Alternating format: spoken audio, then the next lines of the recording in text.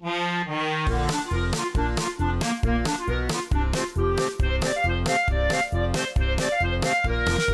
that guy across the floor, he needs a good barber. That hairy dude is desperate for a cute dancing partner. None of the girls ever give our suit friend half a chance. The main problem is that his feet are just too big to dance. Oh, Bigfoot, Sasquatch, abominable snowman.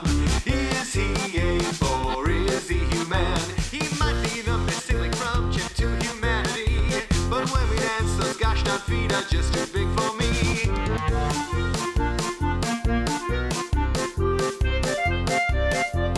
You might think that he's innocent, like he just wants a friend. But he's not the sweet beast we saw embrace the Hendersons. Bigfoot stumbling around, he's had a little too much beer. Hey! I'm not gonna harm you, tell him get out of here. Oh, Bigfoot, Sasquatch, abominable snowman.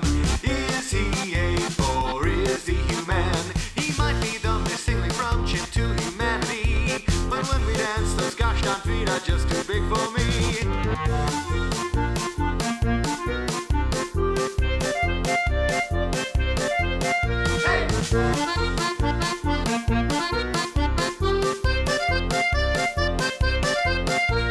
This is bad, he's getting mad, he's gonna make a scene. He's grunting and pounding his chest, he's looking right at me. He grabbed a beer barrel and threw it right on the dance floor. And now's the time I think we all should poke out the door. Oh, And there's like an option. And here we go. Coming up on Paranormal Tuesday. Just hanging out, ready for a good time on a Tuesday night. Joining me, of course, is Miss Wendy. Wendy, how you doing tonight? Hello. I'm doing great, thanks. Good. All Mike, right. did you get outside today? Question number 1. I did get outside for a little bit. It was It was beyond perfect. sensational, I gotta say. Beautiful. Beautiful fall colors, sunny day. I mean, this is about as good as it's going to get, I think, Right. this year. For the rest of the year. Like, all right. Right. Hey, Mark Johnson, cheers to you, buddy. Hope you all had a great day. Hope you had a great day, Mark. too. And right now, we're talking, Jim, it's a Halloween season, so it's a lot of fun. So hope everybody's getting a little bit of Halloween time and Halloween fun in. Obviously, we're getting ready for the Milwaukee Paranormal Convention this weekend online. Obviously, I'm ready. I got my shirt. I'm ready to roll for it. I'm wearing my retro. Oh, nice. A classic. Yeah, I got one of those too. I Yeah. think. Except it's too, I Great. don't wear it anymore because it's too short on me now. So it looks like a belly shirt. It looks like I'm trying to be Gwen Crop Stefani. top. Yeah. And nobody wants to see me try to be Gwen Nice. Stefani. Oh, come on. That's bananas, Mike. And as far as like horror movie stuff to get in the mood for Halloween, I've been watching a show called The Third Day. What's that about? The Third Day, It's scary. it's got Jude Law, Jude Law is our age, but I always think of him still as like a 24-year-old guy or whatever. So when I see him like as a middle-aged guy, I'm like, Jude Law, what's going on? Like, aren't you still 24? But it's Jude Law. Oh, that's right. Yeah. On this Sorry, I saw island, the ads for that. on this mysterious island, and it's very Wicker Man. I mean, very Wicker Man. Okay. So I don't know. I mean, I'm only 2 episodes in, but I'm really enjoying it because I love the Wicker Man. Well, we watched our first of the Halloween series of movies. The one, oh my gosh, Kevin Bacon, Stir of Echoes. Wait, Was yeah, Stir of Echoes? Stir of Echoes is based on a Richard Matheson novel. I hadn't seen it before, and it was really good. Very, very, really got me in the Halloween mood. it's The whole fantastic. haunted house concept. Actually, the movie theater, like the hypnosis scene where it actually kicks off the whole thing for him in Stir of Echoes. That was one of the things I used as a when we did an investigation at the Riverside Theater last year, and it was taped for a failed pilot. I was using that scene as like some of the introductory language in the movie theater because we were in a theater at the time Cool. to use that. And that, man, Stir of Echoes is a great movie. So I'm jealous to see that for the first time. I wish I could go back. Hey, and look what the cat dragged in, Mr. Tea Krulos. How you doing, buddy? Hey, What's good. up, T? Yeah. So T is the director of the Milwaukee Paranormal Conference. He's the guy that thought it all up in the first place and wanted to bring a gathering of weirdos to Milwaukee. And so he's a regular See You on the Other Side guest. We just had him on Paranormal Tuesday about a month and a half ago to talk about his new book, American Madness. And now we're all together to talk about the fun stuff going on this weekend.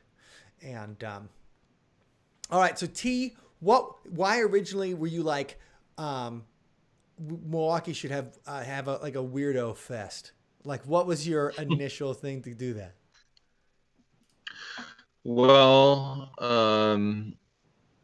I started this in 2015 because my second book, Monster Hunters, came out. And I wanted to celebrate that and just sort of have a book event. And it was just a way to get people it's like, hey, buy my book. Well, a lot of people that I had written about were from the area. So I was like, we could maybe do something where some of the people that I wrote about can talk about what they do. And so I thought it'd be fun event. It was a really chaotic day there at the Irish Center. Mm-hmm. And I was like, this is actually a lot of fun, and I'd like to do this as an annual event. All right. It was awesome. Yeah, it was awesome. We had a great time. I remember performing at the Irish Cultural Center, and that was just for the that was the Ravens Ball? Was it that one? That was the second year, yeah. The second year was the Ravens Ball. Okay. Because I was. But we had our booth. Oh yeah. The first year, and it was so fun being in that vendor room. It was a buzz with people, and every once in a while Bigfoot would go walking by, and it just wild. Like, it was so much fun. Well, Milwaukee hadn't had anything like that yet, so it was just the reaction to it. I think there was a lot of people who came out of the woodwork, like they came out of the paranormal closet. That day. Yeah. Right. I remember when I was thinking about the Ravens Ball. Okay, so Mark Borchardt from American Movie read The Raven to kick it off, and there was like an interpretive dance and stuff going on. Like, it was really cool, but I went to go pick him up, and he was just like, "Hey, can you go pick up Mark Borchardt?" I'm like, "Mark Borchardt's got to be here, the dude from American Movie." Like, hell yeah, I can pick him up. Like, awesome. Like, just like those random things, and seeing that he was involved in the community and stuff like that, I think that was extra exciting because I had just known him from his David Letterman appearances and obviously American Movie, and a guy that's so well versed in film. Like in the American Movie, he comes off as like a lovable loser kind of guy, but he's so well versed in film in real life that. You can talk to him for an hour just on obscure directors, and that they don't show that part of his knowledge in the film.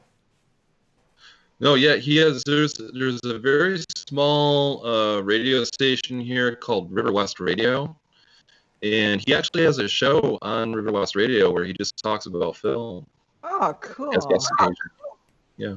Yeah, he's pretty amazing. All right, so I think we were going to, talk about some of our favorite moments in the past conventions and the stuff that we thought was great. T, you should kick it off. So, because you're the guy that had to sweat the most. And so what do you think was the most particularly rewarding or exciting moment for you in the past few years of working hard on this? Oh, I mean, there's so many, just seeing such a level of enthusiasm. The first year was really great. The second year, being able to bring Lauren Coleman to Milwaukee for the first time. Mm-hmm. Was very cool. Also, the second year we had Minnesota Krampus showed up. There was 3 of them, and they did like a 3-person Krampus parade. But that really was an inspiration for Milwaukee Krampusnacht, seeing the reaction to them. So, and just every year there's been something interesting and new. Now, Krampusnacht is a thing where everybody gets up, they dress like their favorite. I mean, everybody's favorite European child abuser, Krampus. And he's the guy that comes along because the idea is, because in Germany, right, you have like the Christkind, you have like the little baby Jesus delivers presents, and then Krampus, he delivers punishments. And right. so they have that night where beatings, where we think of Saint Nick's. And it's funny, my wife had never heard of Saint Nick's until she came to Wisconsin, and then she's like, "You guys have a night where you get extra presents?" And I'm like, "Oh, poor Illinois child. Yes." But so in other cultures, Saint Nick's is the day where they get the big presents, and then Christmas is like smaller stuff. And so Krampus comes for the bad kids, and baby Jesus gives stuff for the good kids. And the Krampusnacht is a sweet party where everybody dresses up, has a good time. They jingle it because Krampus has like the chains of hell and all that kind of stuff. I bought a Krampus bag, a Krampus sack, like a burlap sack, from this guy who was making them, Amelia Del Toro last year when the American Ghost Walks booth was right next to him. And so I bought the sack. I brought it home. And I showed it to my daughter, and I thought she'd think it was funny or whatever. She made me put it in the basement. The little monster on the side of the sack was too scary for her, so she's like, "You got to keep that in the basement, Daddy." However, a few months later, she did let me carry her around in the sack. So Krampus did get his due when she was naughty. Cool. Wendy, what's one of your favorite Paracon moments from the past? I guess 6 years since we first went there in June 2015. Well, I mean, I have to say that it was a highlight when you had the debate between Don Schmidt and I just spaced on his name. Oh, Mark O'Connell. Yeah. So that was awesome because those guys both had really strong opinions, and it was just fascinating to hear them talking about the Roswell tapes and other assorted UFO evidence.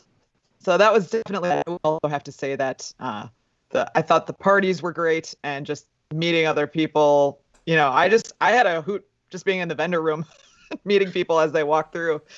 So yeah, a lot of fun stuff. Even that, I mean, Don Schmidt is like one of the Roswell guys, right? I mean, he wrote the book Roswell that they based a movie on. He's from Racine, Wisconsin, so he's in our wheelhouse. Now, Mark O'Connell was the head of Wisconsin MUFON for a while. He is also, I mean, he's a writer as well. He wrote for Star Trek: The Next Generation as well as Deep Space Nine. His book is on J. Allen Hynek. And funny enough, and then so Don used to work with J. Allen Hynek at the Center for UFO Studies in Chicago. And so you get these really opinionated guys who know a shit ton about UFOs. And it's the idea of like Roswell as the traditional idea of the crash versus Roswell as maybe a government misinformation or a creation of the media. And even was like live, it was simulcast on KGRA radio. If you guys know Race from Micah Hanks' podcast, he's did a little introduction on the radio station. It really was a cool thing, and it was an ambitious project, and that's why I thought that was really exciting, because you don't get that kind of discussion in other places. It's usually just presentations. And here you had a head-to-head, two UFO experts with Hollywood experience. Yeah. I really hope someday that I'm able to write the sort of behind the scenes of that debate, because it was something. I kind of figured, Ooh. and to facilitate it happening. We had a debate coach from Lakeland College in Sheboygan came down to moderate, and he did a great job. But there was a lot of kind of demands behind the scenes, and Wow. I'm hoping I can write kind of a long article about it, or a chapter of a book about it, or something like that. I want to read that. Yeah. I was going to say, I was there and I didn't even think, I was thinking, because I think I was helping with some of the tech on it. And so, anyway, that's fantastic. The idea that there's demands behind the Interesting debate. to know. Right. Don versus, Don versus Mark, like they have their demands like a presidential debate. He's 2 minutes. Yeah. 1 minute rebuttals. It was intense. It was an intense thing. Yeah. And yeah, so that was That was a delicious one. And so there have been a lot of fun moments at the Milwaukee Paracons in the past, because in addition to the presentations, which make up the meat of the discussions and the way you learn something, the award for the Wisconsin Paranormal Researcher of the Year, which Allison, my sister, got the first year, and I was like, Allison, yeah, or 2016 or whatever, and I was like, yeah, it's amazing, and because I know that she puts the work in, and it's nice to see her recognized for that. But there's little things that make it a little different. There's the parties, the addition of like the rock and roll element in Milwaukee, which we're all about. And I think that's what sets it apart. And so I think going into this year a little bit, because everything is on the internet, it's not the same as like sweating at a club or, everybody hanging out, having 25 cups of coffee while you listen to presentations. We're still trying to keep that attitude, right? There's still like music, art, fun. So I just wanted to go over some of the schedule with you, T, as far as things you might be excited about. And let's start with, because Wendy and I and you are participating in Friday's events, and Friday is like the art portion. So who's kicking it off on Friday, T? My friend Heidi Erickson, she's really cool. During the pandemic, she started doing this Facebook Live series called Ghost Story Happy Hour, where she just talks about ghost stories, and she's got a real talent for it. So she's going to kick off with a Ghost Story Happy Hour. And then something I did for a while during the pandemic, is Tea's Weird Week Trivia. So we'll do some paranormal themed trivia. People can win some maybe I shouldn't say great, just some kind of goofy prizes. And then, like you said, ever since the beginning, I never wanted this to be a totally dry conference. I always wanted art and music and creative ideas to be part of it. So I'm really glad that you guys are playing some music Friday night. Yeah, we're excited about it too. So we're going back into like some of the fun, because we've played at a lot of haunted theaters. We've played at like venues that have stories, and we're going back into get some of those stories ready for Friday night.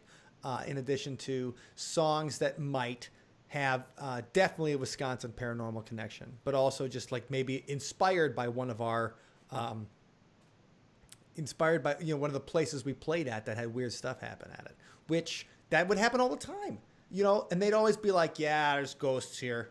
And all of a sudden be like, what, there's ghosts here? We're not going anywhere until you tell us the story, and it would just be some guy just mention it offhand. Like, yeah, stupid ghosts show up sometimes. Mm-hmm. And it'd be like, it's some dive or whatever. You'd be like, ghosts show up at times? Like, because most bands wouldn't care. They'd be like, well, just take me to your mirror. And we're like, no, take me let's go see the ghosts. And so, yeah, we're getting that. Wendy, what do you think was one of your favorite performance that we did? Because we played at the Milwaukee Paracon a few times. And what do you think was your favorite performance? Sorry, cut out. Okay, just sorry. a bit. The favorite performance? Yeah, your favorite performance is there. I mean, of ours? Yeah. Well, I mean, I like the time that we dressed up as zombies at the Irish Cultural Center, just because that stage was phenomenal, and it was just a cool room, and the costume ball was amazing. Some of the costumes were incredible, so I loved getting to watch the whole costume parade and contest, and check that out and see everybody. It really felt like a proper October performance, so that's definitely my favorite. And what about you? I have to agree, because there was a really like an excited energy in the room. So that felt like everybody was there. They were, everybody was like, let's go at it. Let's music and art and dance, and let's put it all together in like a really artistic thing. And everybody was gung ho, and that made it really fun. Yeah. And just to set the scene for those who weren't there, the main room where T had all the speakers, the keynote presenters, it looked like a church almost, kind of a big old wooden pews, all, the stage was centered with these pews in kind of a semicircle around it and a balcony. So it just had this very classic kind of feel to it that's really unique from what we typically perform at. It was a church, right? I mean, it was a church. I mean, Martin Luther King spoke there. Helen Keller spoke there. Or yes, it was there, whatever. It was the Grand Avenue Church, because Wisconsin Avenue. Yeah, old historic church. One of my favorite moments, when the first year I was talking to the sound guy. The sound guy was there all day. And I was like, so what about this place? Have you heard any ghost stories about the church here? And he said, I'm not going to say that there is ghosts. Let me just say that there's good spirits here. I was like, okay. All right, we'll take them. That was the first thing that I discussed with him. So I was like, all right. Cool. I like that. Cool. Yeah. That's that sounds awesome. The good spirits, I think we all felt that at the Irish Cultural Center for sure. Definitely. Well, I definitely had some spirits there. And even better, the bartender. I think the first year, the bartender, you couldn't get his credit card machine working. So he was like, do you have any cash? I'm like, no. And then he goes, oh, shit, it's fine. And I'm like, yeah, Cubs win. Right? It's like everybody, I want a little extra. I was like, I made the money back and all of those, on all of those promotional materials we made. Okay. So Friday night, it's going to be art and fun. T's doing trivia, ghost story happy hour. And then Wendy and I and Ben are going to regale you with some stories and some paranormal rock. Starting off on Saturday morning, Wendy and I will regale you some more with haunted history and ghost stories starting at 9:30 in the morning from American Ghost Walks. We're all here. We've all done haunted history tours here. T leads great ones in Milwaukee. Wendy leads in Waukesha. I've done it in Madison, and I've done a lot of haunted history tour writing. And then I'm going to make Allison come in on that too, so she can, because she's always has something from Milwaukee that's brand new or nobody's heard yet. Because she has her nose to the cream bricks. She's got her nose to the cream bricks. And then Melinda's coming at 10:30 with the Museum of Mortality. Now, Wendy and I got a sneak peek at some of the things from the Museum of Mortality a couple of weeks ago when we did a paranormal investigation and video shoot in Lake Geneva.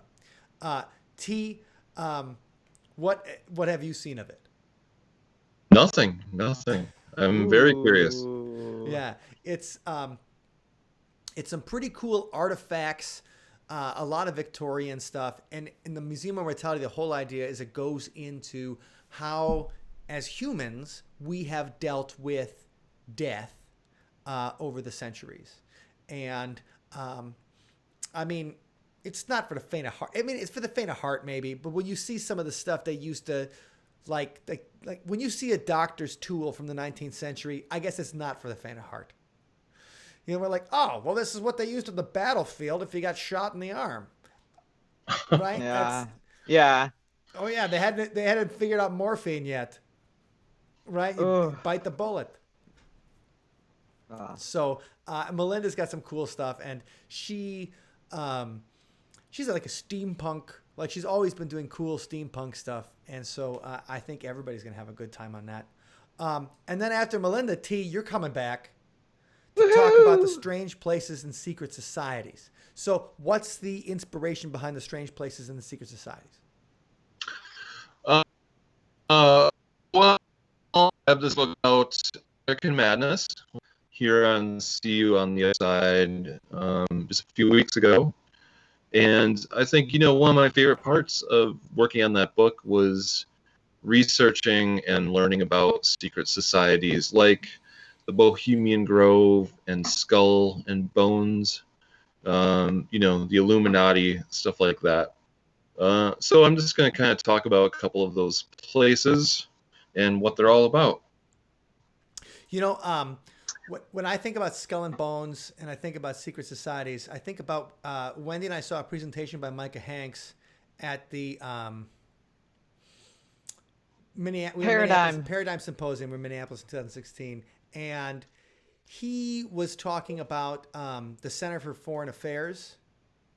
And he was talking about how many of the people that worked at the Center for Foreign Affairs were all, like, it was like 85% had been in one of those secret societies at Yale or Harvard or any one of the Ivy League. And he just like lists it down. And you're like, well, sure, it may not be evil or something like that, but it certainly is a grooming ground for people who will make decisions that eventually will send people to war. And so that kind of stuff. So that that sounds like really fun. And I know that you, after reading American Madness, I know what you did in going into dealing with the people, trying to understand the Bohemian Grove, and also the people that think that the Bohemian Grove is all pedophiles and, they're drinking adrenochrome. Now, if you guys don't know what adrenochrome is, because QAnon is in the news right now. I mean, right today. QAnon's in the news because Facebook just banned any QAnon kind of page. And so, and I know people on my Facebook feed, the Q drops come fast and furious when you're in this kind of weird world. So T, do you want to explain a little bit of adrenochrome to everybody so they know maybe the more hard to prove claims of Q? Sure. So QAnon is a group that follows this mysterious person, Q, who has been leaving these messages that there is this evil, sort of a supervillain league of Democrats and Satanists and the mafia, all connected together, working together. And that one of the things that this evil group of people is doing is a child sex trafficking ring, but also that they are cannibals and that they like to get high by harvesting people's adrenal glands so they can get high off the adrenochrome. So I've actually got this funny shirt that I found online that says, "Don't talk to me until I've had my adrenochrome." It's kind of a joke about this conspiracy. But yeah, some of the Q stuff says that they're addicted to adrenochrome and they have to drink it, which is why they keep this, trafficking ring going. And right, and so that's pretty far out there. But then when you're watching or you're reading the news and you see Bill Clinton having a dinner with Ghislaine Maxwell, who was, Jeffrey Epstein's henchwoman or, partner in literal crime. Like the thing is, the fiction feeds the fact, feeds the fiction, feeds the fact, until it absolutely, until it just gets to the circle of, instead of like saying like, yeah, there's some sick people out there and they're probably using sex with young girls as leverage over powerful people in the, it becomes they're drinking their adrenochrome. And you're like, right. That's a science fiction aspect that all of a sudden makes it exciting. When it can be gross enough the way it is, guys. So we don't need Q for that. Yeah. And some of the places I'm talking about, Bohemian Grove and Skull and Bones, I mean, they're weird. They're really weird places. And they do some weird stuff at these places. So they are real and they exist. And I'm going to talk about some of their rituals. But, people, like you say, they feed the fiction, they feed the facts, and fiction kind of form this, circle chasing itself.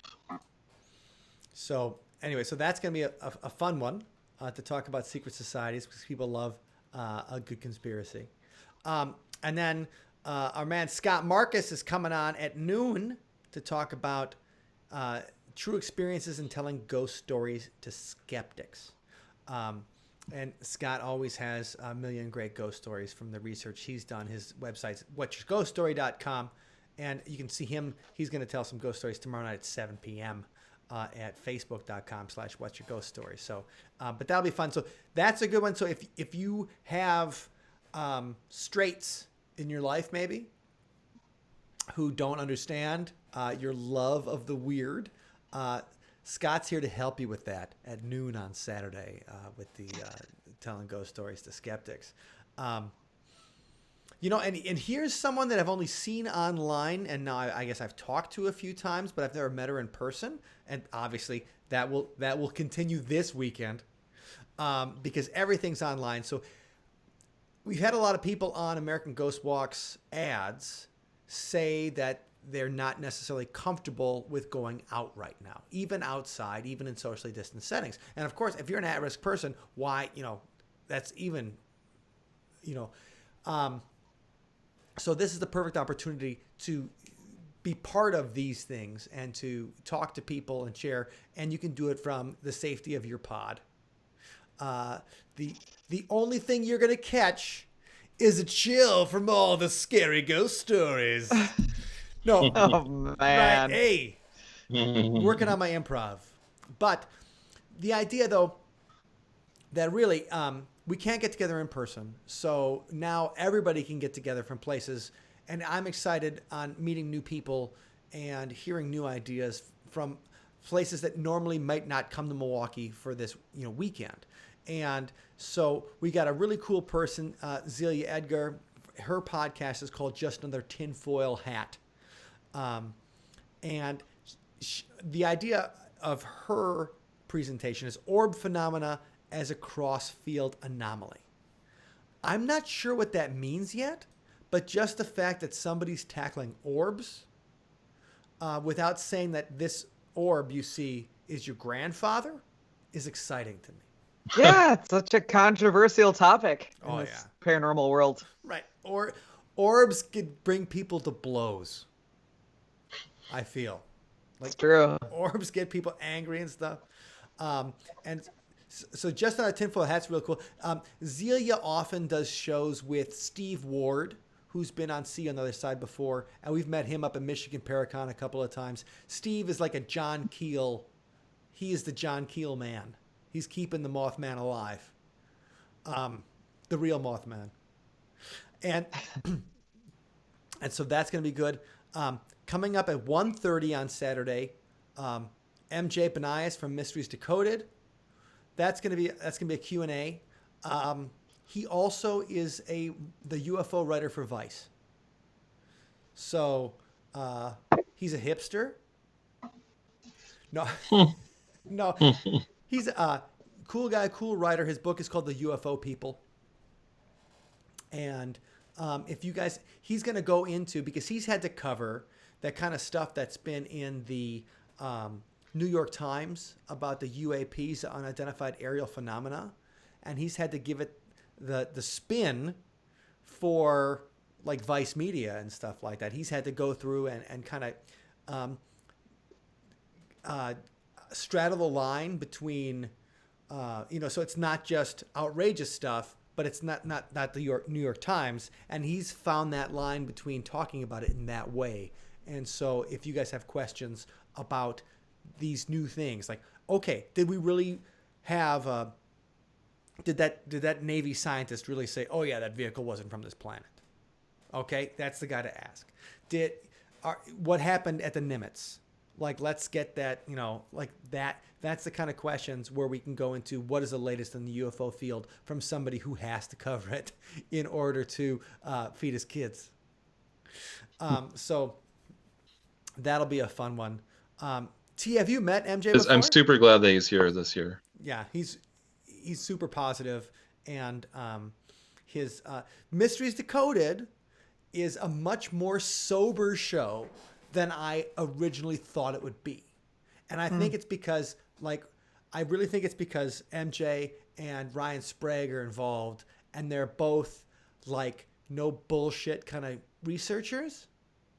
I was expecting a CW show to be like, and guess who's flying that UFO? It's fucking Batman, right? And instead they're just very, they're like, well, can't prove it, or they take something and it's not Paranormal Factor or the Factor Faked, or what's the Paranormal Caught on Camera. Oh yeah. Which I think Brian Cano's the nicest guy in the world, but the way that they build up the Paranormal Caught on Camera, they're like, see that? That's a fairy. You can see its wings. Like, okay, thank you, Sir Arthur Conan Doyle. So MJ's fantastic. Oh, and a guy that we've all known, or at least have been reading his stuff forever, is coming up after MJ, and that's Chad Lewis. Hey. He's a Sun Prairie guy, so he's about 15 minutes from me right now. He's been doing this since, I don't know, probably since the Mothman was a larva. Right. I was gonna say something, make some kind of a bye-bye man joke, but oh, the Sun Prairie bye-bye man, yes. Right, where they shot that in Cleveland and tried to make it look like Sun Prairie. And an interesting thing about the Bye Bye Man is that part of it takes place in Wausau, actually. There's a whole section that takes place in Wausau, and they weren't going to shoot in Wausau because that had been the highlight of Wausau's century. That's only. Yeah. I thought you were gonna say that would be the highlight of their whole production. Well, actually, the highlight of Wausau's century is when I played naked on stage at the Scott Street Pub, but that's a different story. Save that for a different conference. Yes. And so I talked to Chad today. Nothing paranormal about it. He's going to talk about the Wendigo, and that's cool. That's his new book is the Wendigo, and I think that the idea of the Wendigo is just it's this Native American boogeyman, and then gets thrown into all these different, gets assimilated by different lore, and horror movies and stuff throughout the years. And so Chad really goes into where the Wendigo legends came from, how it can be more of a symbol, and how it can be like this idea of desperation and cannibalism in the wintertime, which all of us are from Milwaukee. We understand desperation and possible cannibalism in the wintertime. So Chad gets into that in a cool way that's not so sensational, that I think that people really like. And so He's awesome. You know, I've got like 12 Chad Lewis books. T, what was your first Chad Lewis book? Or what was the first time you noticed him? I think the first one I read, and I probably got from the library, was actually not a paranormal one. It was a one of his guides to gangster hotspots of Wisconsin. He wrote a couple of those books. They're sort of like tour guides to, some of Al Capone's hideouts in northern Wisconsin, and stuff like that. Cool. Yeah. So he's written quite a few books, and there's a few that aren't paranormal. Yeah, I think the first time we actually had on the podcast, we were talking about one of his books that was just about strange headlines. It wasn't even about necessarily paranormal stuff. It was just like weird headlines. And it was funny. We were both living in Minneapolis at the time, a few minutes away from each other and doing a Skype. And then the next time I talked to him, we were a few minutes away from each other doing a Skype, but 250 miles away. Just a funny thing. And then, and Wendy, Chad used to be on The Wolf. Right. FM. I remember that. Which was a radio station in Eau Claire, where the guy that ran the station believed he was a werewolf, and so nice.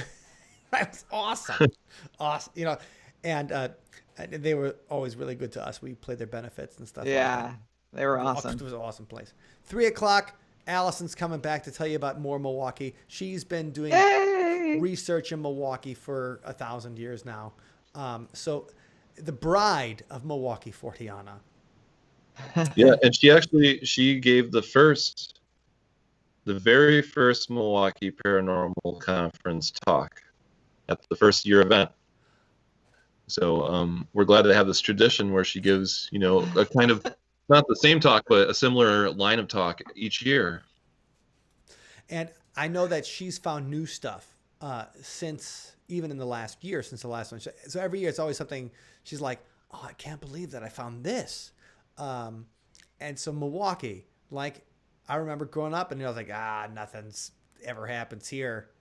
No, man, from poltergeists to go, like a lot of stuff happens in Brewtown. Another returning member, Shaitan Noir, is coming back.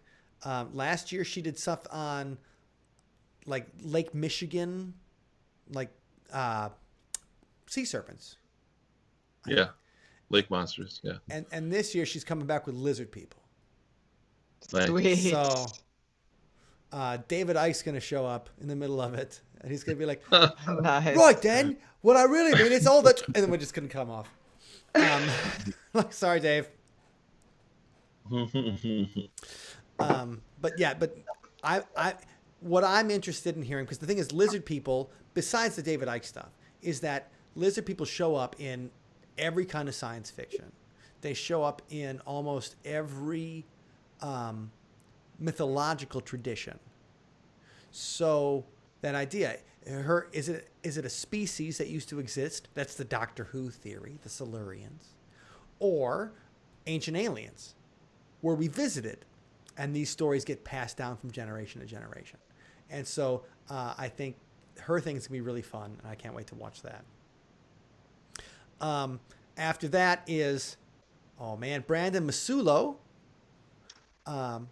who is, Wendy and I met him at the Haunted America convention in Alton. And so Brandon's book is on the science of ghosts, ghost hunting theories. He did go to Edinburgh, and he did the research at the Kessler Parapsychological Institute, which was my dream. That's my backup plan in case this music thing doesn't work out. I'm going back there. I got to go back to college. And but he did it, and now he's a licensed therapist in Cleveland. But when people, so I got a call from the Dead Files when they were doing a show in Watertown, Wisconsin, which is, if you guys aren't familiar, Watertown's about a half an hour outside of Madison. And they had somebody, they just had their producer go through the phone book and say, I'm looking for a parapsychologist. Huh. And they call up Madison Ghost Walks, and they're like, "We figure you know a local parapsychologist." And I'm like, I mean, no. Like the idea that somebody actually is, has the degree and can do therapy, can talk. They wanted somebody who could talk to. They had a possession case, and they were worried about this mental health of the person they were showing. right. And they were saying, like, "Is there any, we're just looking for a parapsychologist." There's a lot of people that have that on their card or whatever, and that doesn't mean shit because they don't have any psychology background. I mean, they just watched Ghostbusters, and they're like, "Well, Bill Murray's, he's a parapsychologist." Brandon, he was the one I recommended. I was like, if you actually want to have someone who can talk to somebody about mental health, as well as discuss their paranormal stuff, this might be the only person within like 12 hours who has that kind of background and experience. So being able to hear from him is exciting because he is on the forefront of mental health as well as researching and ghost hunting and stuff, and the integration of that. William James, the man who invented a lot of modern psychology, also was the founder of the American Society of Psychological Research. And he ghost hunted. They didn't have EMF meters back then, but he still did ghost hunting. And so it is a long tradition. And so I think I'm really excited about hearing him talk. And then after that is one of our favorites, and that is John Tenney. Yay! Now, Very cool. no, so I only heard about John after Allison, my sister, sent me a text, and she goes, "You got to check out this podcast, Realm of the Weird." And then I listened to him like, this guy's really good. T, when was the first time you heard of John Tenney? I think it might have been either you or Allison talking about him.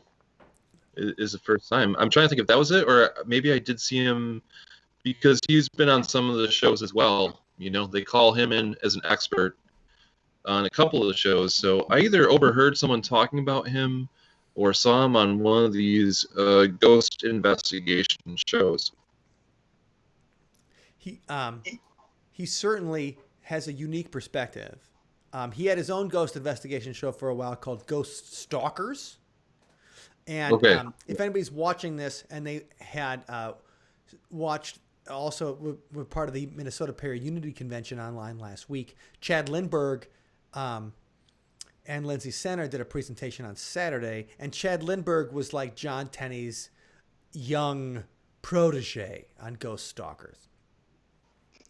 And, we've seen John live now a bunch of times, but the first time we were hanging out was at the casino bar at the Michigan Paranormal Conference.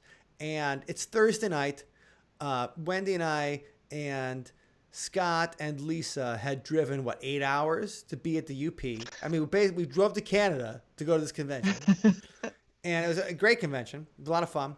But it's Thursday night. After 8 hours, we're settling in at the bar, right? We're like, okay, good times. Everybody, we'll see you at the some cocktails. And John's sitting there, just like holding court, telling stories about working on unsolved mysteries. And the stories about unsolved mysteries were like this is fantastic. Oh, so good. And he went to a exorcism with Father Malachi Martin, who used to be one on Art Bell all the time and doing the exorcism stuff. And I remember I bought Malachi Martin's book, Hostage to the Devil, for Allison one beautiful Christmas. But that, and we just were in love.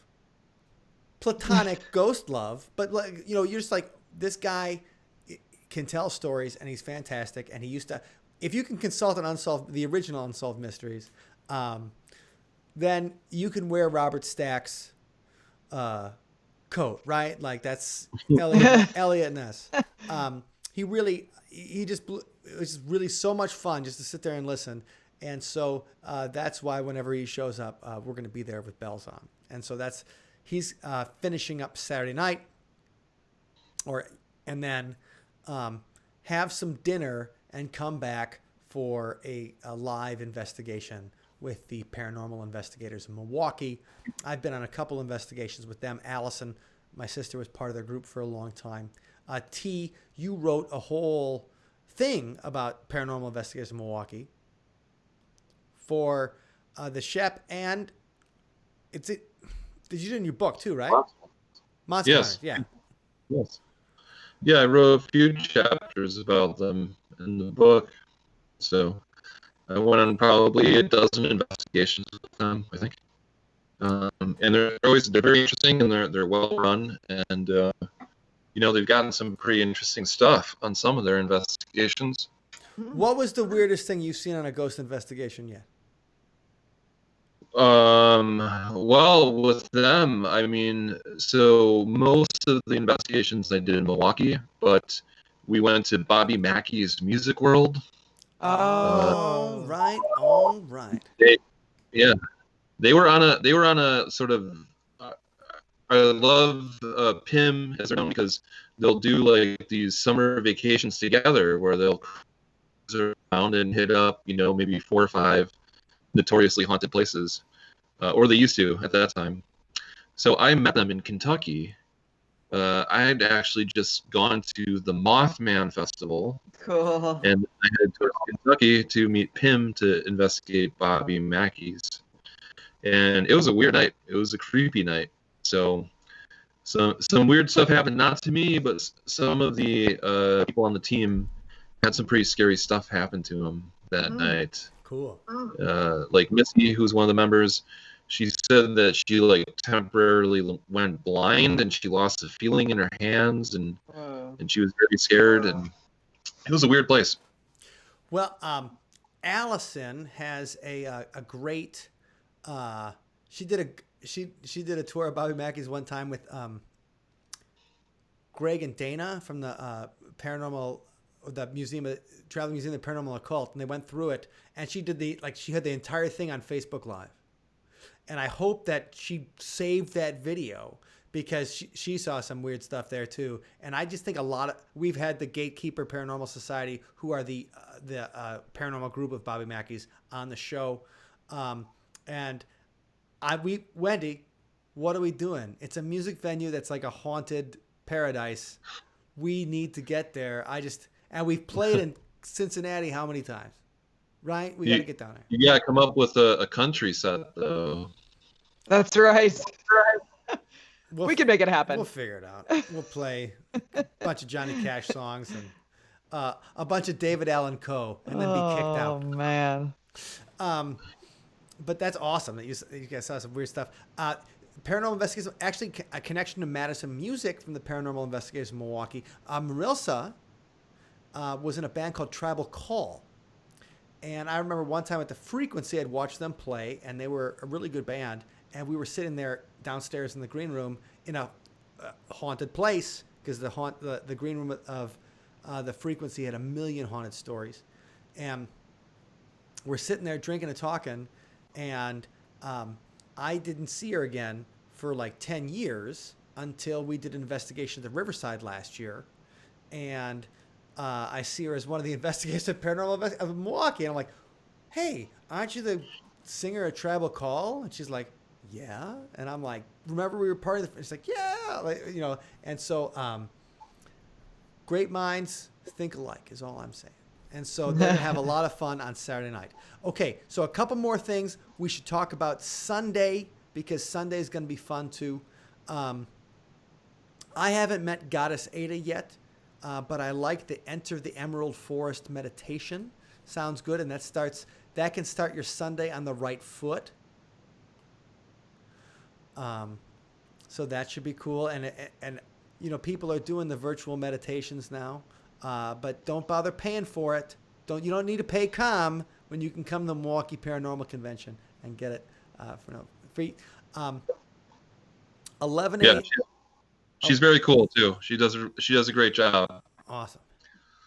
11 a.m. Lisa and I are going to talk. Lisa Van Buskirk from Madison Ghost Walks we're going to do a haunted UW campus tour. And the reason we want to do a virtual haunted UW campus tour is because the UW campus tours are not really happening this year. Because of COVID, everybody's shitting their pants. Like, nobody wants to go up and down Bascom Hill when you can smell the COVID in the air. But this is a perfect time because we have a lot of great stories about University of Wisconsin, about the buildings that, Wendy, that you and I used to go to, that we've got some really cool stories about. And I've got some new stories too, from people that have just sent stuff in because then they see it online. They're like, oh, I used to work at this building. I got to tell you what happened to me. So we have stuff that hasn't even been on the tour yet that we're going to talk about on Sunday, and we're excited about that. After that, Nate Godfrey, Linda Godfrey's progeny. He is creative like his mom, and he made this movie called Return to Wildcat Mountain. And we're going to be able to watch Return to Wildcat Mountain on Sunday at 1 o'clock. So very cool. That'll be, and it's very Wisconsin centric, but it's also cryptozoology. Doesn't necessarily mean just Bigfoot and the Loch Ness Monster. It means that there's animals we don't quite get. And so we haven't quite figured. So it's this idea of these big cats in Wisconsin, and everybody's like, "Oh, there's no big cats in Wisconsin." Well, the Milwaukee lion begs to differ. That's right. Yeah. So there definitely is something. There definitely is something to these big cats in Wisconsin, and so that's what Nate gets into. It's cryptozoology. It may not be as flashy as finding Bigfoot, but if you're into the nuts and bolts of cryptozoology and actually trying to find creatures that you think might be here but aren't on the DNR's aren't on the official list, that's what kind of movie it is. So it's more of a scientific approach, and it's very cool. And then we're going to finish it up with some Milwaukee ghost stories you guys had never heard or stuff. Allison has a book of like 100 different spots in Milwaukee to visit that she was working on a decade ago. But she got sidetracked and never finished it. Well, there's so many, like, they aren't necessarily in the Milwaukee tour. They're not necessarily downtown. They're not places that people might want to go actually take a tour in. But there's still a ton of ghost stories around Milwaukee. And so we want to make sure everybody can hear about some of those odds and ends. We should call it like odds and dead ends, maybe we should call it, right? That kind of thing. But places in Milwaukee that maybe you haven't heard about before, and that's going to be really fun. So everybody, make sure you check out, and I'm going to put up the... I did not make a graphic for it. So I'm going to do that right now to make sure everybody goes to the Milwaukee Paracon.com, because it's really easy to register and it's free. So don't be a silly goose and come and join us. Hold on. That's the smallest in the world. There we go. Hey. Hey. Yeah, go there and look for the register button, right? Yep. Just click on register and you can find all the stuff, MilwaukeeParacon.com. Go ahead. And remind everybody again, what's the price? The price is the price zero. Of it? What? Zero. Wait, are you serious? All that value for free? Well, that's unheard of. Well, also, it's so people can buy the books of the speakers who are there you go. They are donating their time. That's amazing. Because they just want to keep it going. They want to keep things rolling, and the speaker, everybody here wants to make sure that we can stay weird even in a weird year. Absolutely. And so that really is awesome. And so please check out the MilwaukeeParacon.com, and we're going to have a great time this weekend. Okay.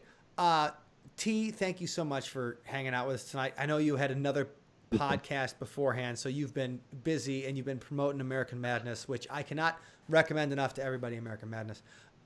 Thank you. And so we're going to play a song out tonight, and we did this. This was one of the songs we did for the Minnesota Para Unity Convention last week. We did it from a haunted site in Madison. We were at, Wendy, we were at the Sanatorium Hill. Yes. Which is about the only outdoor spot you can go to with ghost stories right now in Madison. Like every other place, the Orpheum Theater, the Majestic, the Bartell, even the Great Dane. Yeah, the Great Dane you can get into, but you're not going to be walking around with your mask anyway, looking for ghost stories, breathing on people. So we had a great time doing that stuff last weekend, and so we're not going to play this song on Friday, I don't think. So I want to make sure that we can play it for everybody now. Oh, and I'm having trouble finding it. So while I do that, Wendy, why don't you tell everybody about the Patreon real quick, just in case they're interested. Oh, yes, of course. We'd love to have you join our Patreon membership or community. And you can do that at patreon.com/sunspotmusic. And by doing that, you will have first access to all the brand new Sunspot music, Sunspot videos. See You on the Other Side, special edition See You on the Other Side episodes, and all the songs and things that we create for the podcast, as well as we have a monthly hangout. So we get to do another Zoom meeting, but this one is fun. All right. Yes, it's not like a work Zoom meeting. We all talk about our favorite what we're watching on streaming, whatever movies we're watching and shows, and it's really a lot of fun. We've gotten to know everybody pretty well, and I gotta say, I like this group of friends. I do too. Actually, I picked a different song, we did it from Forest Hill Cemetery in Madison. Forest Hill Cemetery, there's a mysterious woman in white that people have seen. It's also the site of the northernmost Confederate cemetery in the United States. And why are there Confederate graves in Wisconsin? It's because we had a POW camp at Camp Randall, where the Badgers play. And people have seen ghosts of Confederate soldiers walking through Camp Randall, even walking around the east side of Madison. And they're like, why would we see Confederate soldiers? Well, it's because we have over 100 of them buried at Forest Hill Cemetery. The song we did, however, well, it's not the most serious song in the world. It's about our man, Scott Bakula.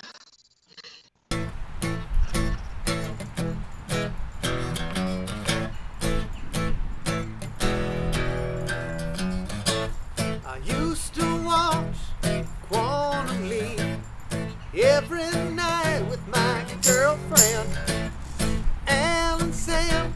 They leaped through time and I felt like they were my best friends. Ziggy said there's a 98% chance of a broken heart.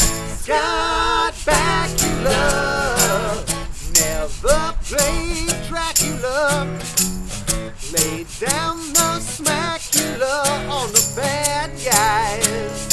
Well, he was honest and sharing and loving and caring, the kind of guy who would always do the right thing, clever and handsome and so darn sensitive. And I'm not Scott. I'm not Scott. He was sweet enough to tame the fire in that self-empowered Murphy Brown chick.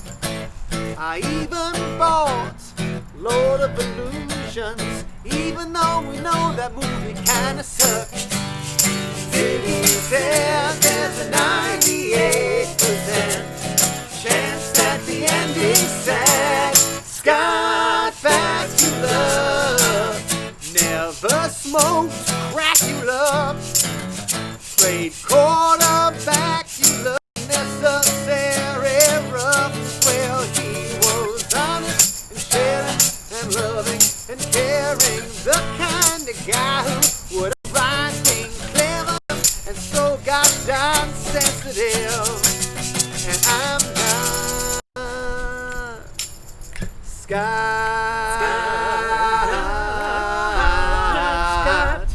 I'm not Scott.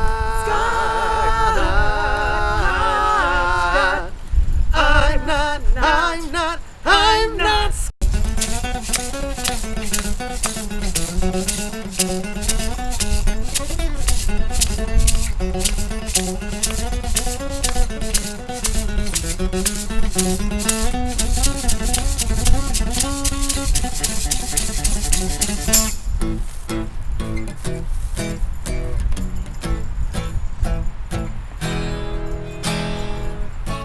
He's nice enough to play a gay guy. Well, he's cool enough to star in sci-fi. He's man enough to helm a starship, and I'm the type of dude who'd feel up the Vulcan chick. Biggie says there's a 98% chance that I'm a prick, and I'll never be Scott Bakula. I'll never be Scott Bakula. I'll never be Scott Bakula. No one can love you like Scott love you. I'll never back you up. He possesses all the traits that I sorely lack. You love something I just want to punch him in his sack. You love, 'cause I'm not. Whoa, that sweet talking handsome man that traveled all through time. I'm the kind of guy that sings love songs in cemeteries.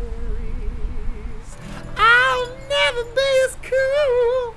I'll never be as hot. Oh, I'll never. Ooh, and I will never be Scott.